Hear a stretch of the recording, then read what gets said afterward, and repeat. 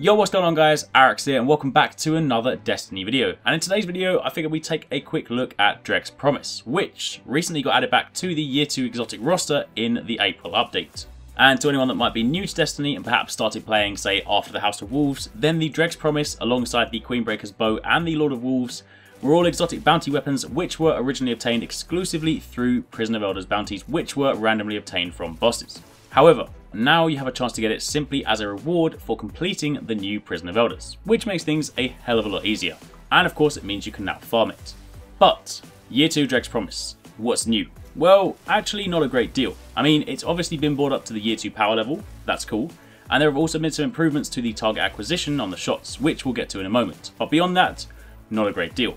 Some weapons and armor pieces do see some more significant overhauls when coming into Year 2, this one apparently not. So, as a quick recap, firstly you have reserve ammo, where this weapon always has ammo on respawn, and needless to say that this is pretty useful if you plan on using this weapon in a serious capacity. Be that PvE or PvP, ammo on respawn, especially for a special weapon, is mighty handy. Down the next column you have a choice of soft ballistics, CQB ballistics or aggressive ballistics. You then have the perk Grave Robber, where if you land a melee kill with this weapon equipped, you have a chance to refill the magazine, which again is pretty handy given that special ammo isn't always readily available. You then have Snapshot, Field Scout and Perfect Balance as your column 4 options, and I typically grab Field Scout for the extra ammo simply because the recoil on this weapon is actually pretty good, pretty manageable, so I don't really feel the need for Perfect Balance. And finally, the defining perk for this weapon, Shock Rounds. High ricochet shock rounds with enhanced target acquisition, and it's this that got a little improvement in Year 2. Of course, if you fire the shots against a wall, they still bounce. But what it doesn't state specifically in the perk description, and something that was mentioned during the pre-launch Bungie livestream, is that these rounds actually have tracking now.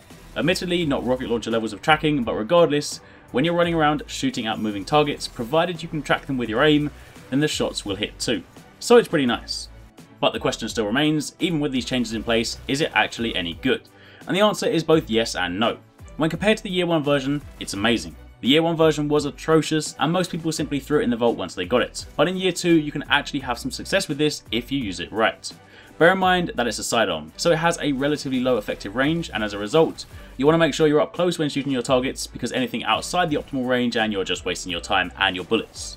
It also fires in bursts, so it does burn through ammo pretty quickly, so do keep that in check if you plan to use this seriously. That being said, the reserve ammo and the Grave Robber perks do a good job of keeping you topped up. In PvP, you'll get some good use out of reserve ammo, knowing that every single time you spawn, you'll have 18 rounds in the mag and 18 in reserve, without any sort of ammo increasing perks, and that of course means you'll then be good for a few gunfights. The Grave Robber perk will definitely see more use in PvE than PvP, but regardless, that combination makes it relatively easy to counter Dreg's Promise's ability to burn through ammo. However, with all that said and done, at the end of the day, this is still going to be more of a fun weapon to use than anything. It's not going to be a top tier Crucible champion, and once the novelty's worn off, I still don't expect you'll see people using it that often, but it is fun, and it can be effective when you want to use it. But is it worth giving up your exotic slot for, or perhaps removing that shotgun or that sniper?